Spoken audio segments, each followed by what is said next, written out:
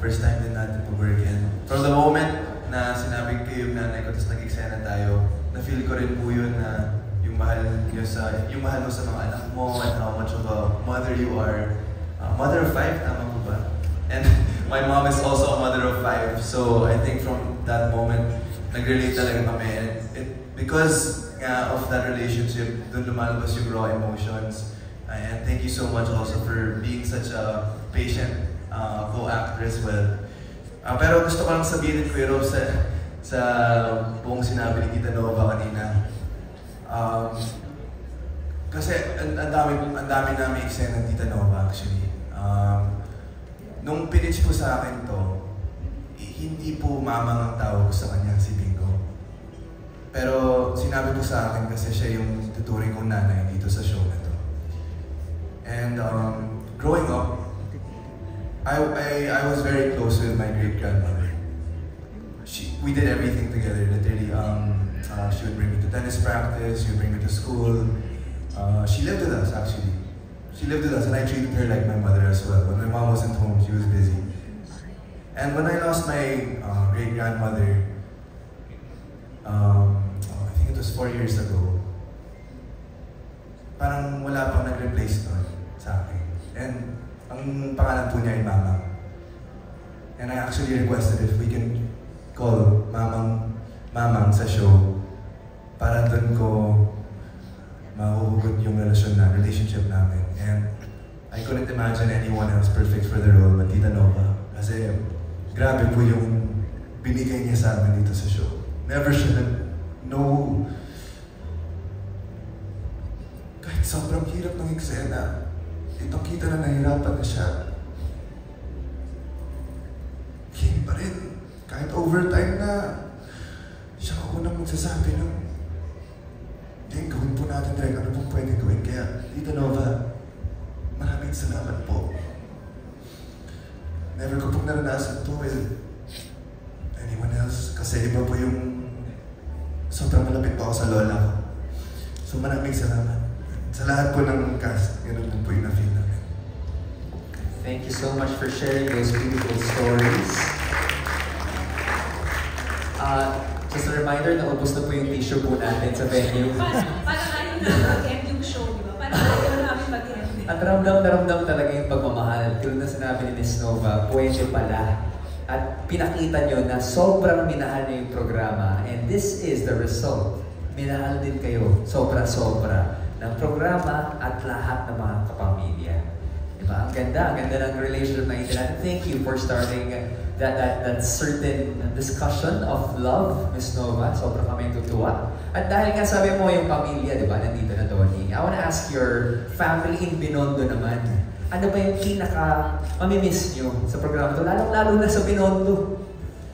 Let's start with you, Karina, dahil ikaw yung nag-smile. Siyempre, sa Team Binondo, we always have fun scenes. And yung relationship talaga namin is friends talaga. And nadala namin yun behind the scenes kasi same as the Jews, we also are in the same room together. So we all have the same struggles, especially during taping. But at least we're all there together. And kahit ganun, kahit paminsan mainit, mahirap mag-taping, kapag nandyan yung isa't isa, parang yung trabaho nagiging fun siya. Nagre-reklamo ka ba? Minsan mainit? No. Kasi sa show, kasi mansion eh. Okay. Oo. Mainit din ba? Okay.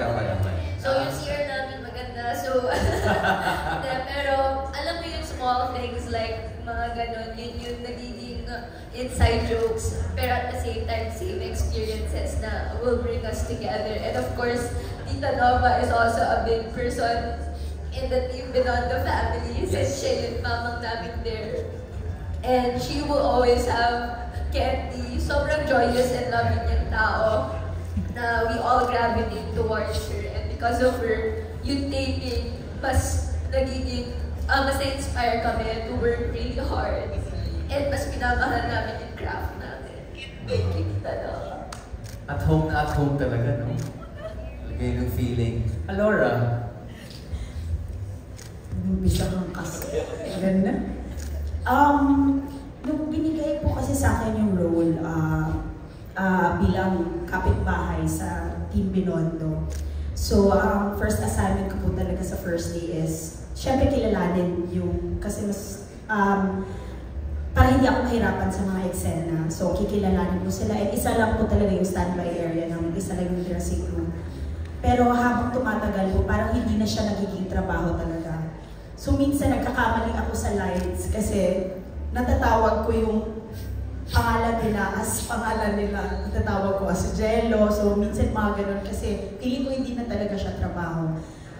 Marami kaming mamimiss. Sayang wala dito si Vibory ngayon. Yes, we miss you. So, palagi kami ang sabay uuwi. So, carpool, ganyan.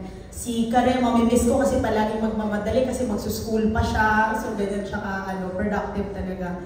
And then, syempre, mga food trip namin sa Binondo. So, hirap. Dami mamimiss talaga, Jello.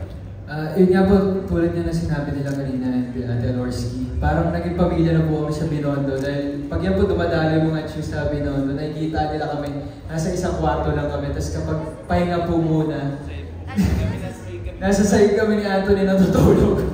Para kami mga lokal sa Binondo. And syempre, yun nga, kay Tita Nova, dahil siya po yung parang nagiging ilaw sa amin doon, parang lagi namin sinasabi na, si Tita Nova nga, okay na sa kanya, okay na tayo. Parang gano'n po. So, yun, sobrang may-miss po namin. Siyempre, mga food trip namin, madalas kaming umu-order ng pagkain. Yan si Donnie, ang source namin ng pagkain. Sarap ng pagkain sa Binondo. Yes. At amoy na amoy yung pandesal kapag nagtitaping kami, yung bango. Oo. Yun, Thank you, Jello. Anthony. Ako, ang dami kong mamimiss eh. Siyempre, of course, sila Laura, kanina. Tita Nova, ayun, gusto ko lang sabihin kay Tita na yun din kasi pares din kami doon na yung lola ko nakikita ko rin talaga kay Tita Loves. And yung mga maliliit na bagay talaga, yung bibigyan ka niya ng candy, ng biskwit, pagka yung kahit yung sampalok, Tita, di ba? Ayun yung Hello. Good afternoon po and congratulations sa success ng Can't Buy Me Love. First question for Darren. Kasi first teleserye mo to, di ba? And now it's ending. So, wrapping up lang the more than 6 months ng taping, ano yung mga naging learnings mo? Especially, dumaan ka din sa yung character mo, dumaan din sa maraming changes, may mga mabibigat na eksena. Yeah, yun po. Of course, I'll miss playing the role of Stephen kasi it's a completely different side to who Darren really is. Kung yun laging masungit, laging galing. And recently naman sa recent episodes, medyo nag-soften up na siya. So my character development naman si Stephen. And I'm gonna miss, of course, the whole cast, the crew, the staff, lahat po talaga. I have done so many things for the first time in this show. Nagbubugan si Bingo at si Stephen, gumulong-gulong sa bundok. Nakita nyo sa recent trailer kanina, naka-white suit ako. Siyempre, huwag na natin pag-usapan, pero nasa simbahan. So, mga ganun. Ang dami rin pinagdaanan ng character ni Stephen. So, I'm just really gonna miss this whole experience po talaga. And I'm just so grateful to be a part of this show na napunta po sa akin yung role ni Stephen. So, ready pa tumawid for a next soap after this? Why not? I mean, I enjoyed it po talaga eh. So, I'd say I'd love to do more acting in the future. Thank you, Darren. And for Belle, kasi yung mga eksena this week, at least for Netflix and then yung mga mapapanood pa, ang bibigat. Oh, yeah. Diba? So, number one, paano yung mga paghugot mo doon? Saan mo kinukuha? Paano yung naging proseso? Lalo na sobrang mabigat. Kasi yung una, very stoic lang si Caroline, diba? Ngayon, marami na siyang emosyon. And of course, paano kasi support ni Donnie? Especially in those scenes na hindi naman siya part of, pero ang bibigat for you. Oh, yung mga eksena ko nga. Oh my gosh, I remember there was this one week we shot dire-diretso everyday ata kulo-kulo. Pero, of course, with the help of our directors, thank you, Direk. Alaman namin pinag-usapan ni Direk for my character development and I totally agree. Nung una si Caroline talaga very stoic and now, may puso na siya. So, yeah, grabe talaga yung pinagdaanan niya. Big help talaga yung our directors and of course my co-actors here. Sana ko humuhugot. Kasi, yun nga, I've been Caroline for 8 months. And she's always gonna be a part of me. Kaya parang kung anong pinagdadaanan niya, talagang pinagdadaanan ko na along with her. As in, araw-araw ko rin-question sa sarili ko, sino ba pumatay sa nanay ni Caroline? So yun, so ang dami talaga, the story itself, talagang while reading the script, talagang nadadala ako. And how does Donnie support me? And I think he could answer that. He's always there, like he's gonna check up on me whenever I do a big scene. Kasi nakikita niya yan sa sequence guide, kung gagawin ko pa, kunyari may breakdown scene ba akong gagawin, iiyak ba, may big scene bang gagawin si Caroline. Makikita ko na lang message siya sa akin, magte-text, oh, kamusta? How's your scene? Are you gonna call? Kunyari, magkaiba kami ng unit. So, thank you for checking up on me. So, sorry, last pahapon na lang for Donnie kasi yung mga succeeding scenes naman, parang sa character mo naman may mangyayari na mabigat and emotional. So, baka hindi pa pwede magkwento, pero ano na lang yung mga i-expect namin, gano'n siya kabigat din, same level ba nung kay Caroline o mas matindi pa? Kinakabahan lahat sumagot sa katanungan mo. Mabigat. One more God. Yes. Okay, thank you so much po and congratulations. Thank you so much. Well, yung sinabing bigat na yun, kailangan natin abangan yung mga eksena leading up to the finale talaga. So, saktong-sakto talaga yung kasagutan ni Donnie. And ako lang, ang tanong ko lang, kayo naman ba kayo magka-holding hands? Kasi, sa ilalim ng table, hindi namin nakikita dyan. Oo, okay. Abangan din po natin yung finale na yan. Sana yan yung finale na sana yan yung walang finale, yung ending, yung walang ending na relationship na yan. Okay. Speaking of bigat, mabigat din yung mga roles na pinapakita ng mga choose. Intense yung mga eksena nyo, lalong-lalo na sinabi na favorite ka daw. Hindi ko lang ko. Uy, gising ka na, Alvin? Tulog ka na naman? No, I wanna ask this question to Joao, to Alvin, and Chi. Gano'n ba kahirap i-portray yung mga roles yun, lalong-lalo na patindi ng mga eksena every single time? Kasi teaser pa lang, trailers pa lang sa TV, sa social media, inaabangan na lahat yung mga confrontation scenes niya. I wanna ask Chi first. With me naman as Jersey, I just hope that we have our own Jersey in our life, a friend na who won't judge you, but hindi ka ito-tolerate sa wrongdoings na ginagawa mo or yung mindset na meron ka. Kasi with Jersey and Caroline, Jersey understands where Caroline is coming from, the hurt that she has, yung mga pinagdaanan niya, sobrang hindi madali yung pinagdaanan niya. So, kailangan niya ng support system. So, I'm just happy na with Caroline. Thank you, Belle, kasi ikaw ang nagbigay ng foundation also for Jersey para maibigay natin sa viewers also na there's a friendship like this and a genuine friendship na we will cherish forever, hindi lang dito sa Can't Buy Me Love, pero kahit hindi lang tayo taping friends, hanggang labas dito, we will be forever a family. Thank you so much. Thank you, Chi. I think the question na tatanungin ng lahat pagdating ng Tuesday next week, natuloy ba yung Tuesday night nyo? Natuloy? Last week. Meron. Isang araw yun. Oh, isang gabi. Ano, isang gabi lang? Uy, Albi gising. Albi. Siguro like, yung naging challenge lang sa akin is hand to mouth kami sa script eh. So like, hindi mo alam talaga kung saan pupunta or, you know what I mean? Like when you guys ask us the questions, a lot of the times we don't even know the answers, bro. So we're just doing Keeping it real. Just keeping it real, bro. It was just that also, and another one is, kasi I'm an older brother talaga in real life. So yung parang yung role ng big brother, medyo it came natural to me na, diba? Like, sa start lang nung una, it's just, the last time we were here, diba? Nag-iisip ako, makakasundo ko ba itong mga to? At least ngayon, alam ko na, sure hindi kami magkakasundo. Joke lang, diba?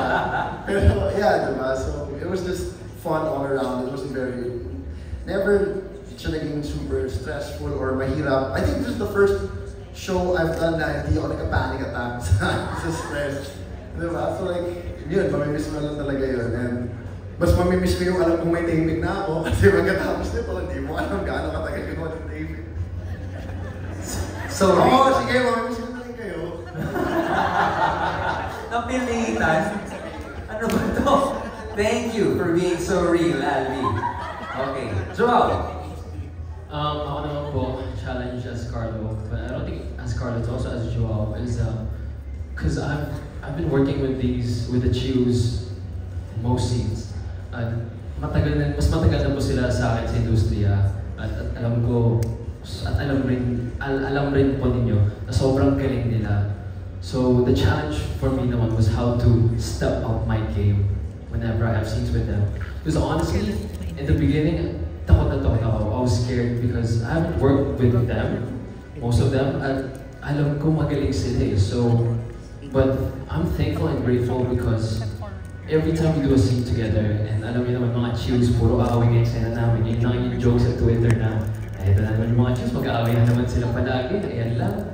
Mga Power Rangers and Teletubbies daw, pero whenever we have those scenes, it motivates me knowing that I have great co-actors and actresses with me.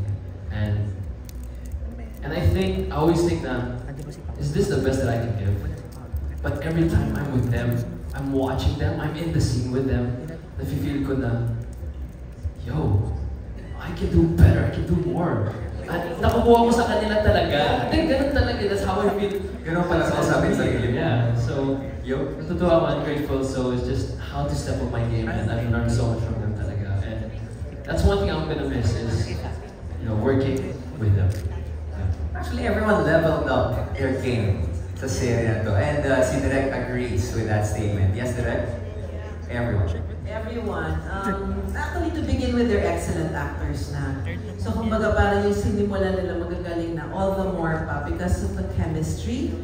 I think individually magaling, and then nung pinagsama-sama pa, all the more magaling. Kaya talagang when they have scenes together, makikita mo talaga ang powerful. Tapos, Joao is right. Parang you feel like you have to step up because may iwan ka. Because everyone talaga is delivering, whether it's comedy, whether it's drama, whether it's intense confrontations, everyone levels up and everyone delivers. And I'm so proud of course, si Donnie and si Belle because syempre, they're the youngest na dito sa, I think yun sa group, na from the time we started to now, the growth as actors, they have matured so much. As in the scenes that they've done, because it's not just, they've done a lot of romantic films, series, and now they've gone beyond romance. They've gone beyond that, and I can say that after this, they can already do like individual projects because they can step up, they can level up,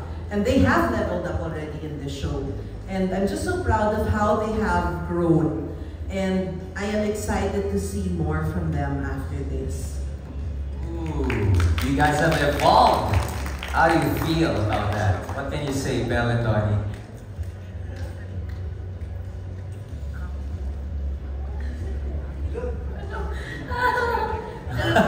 Ano?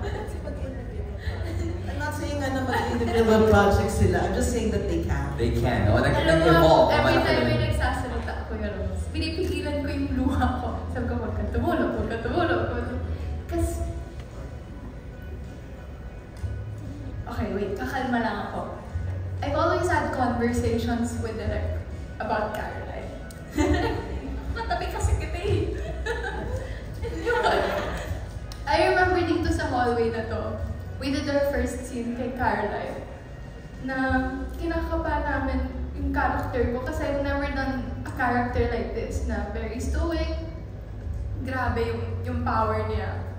Sabi ko, Direk, paano ko siya mamahalin? Pero si Direk, andun siya bawat step of the way with me to discover more about character, not just my character, with myself. Ayoko umiyak! Ano ba yan?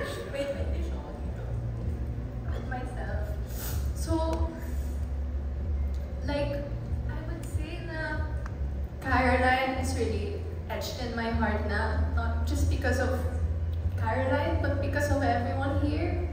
So I'll always be grateful that I'm part of this journey, and it'll always leave a mark. And I think si Caroline, siya yung isang character sa buhay ko na hindi mawawala.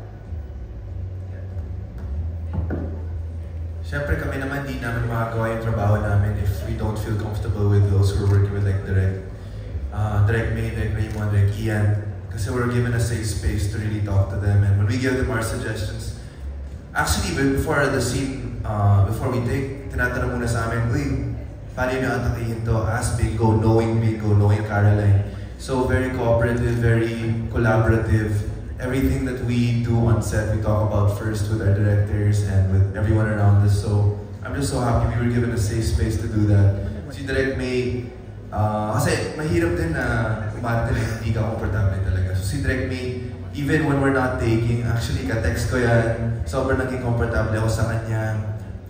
And I'm really happy that I've gained this relationship with her because it's my first time to ever work with her. And I'm just so happy na siya yung piniling director nito, and she accepted this project because we were able to grow and we were given that space to really go past our comfort zone and do things that we didn't know even we can do. Oh, thank you. Thank you. Galing. Ganda naman kasi sinabi ng mga pina natin, syempre, for environment. Actually, lahat naging bida eh. Everyone showcased a great performance, a great scene sa Can't Buy Me Love. We're down to our last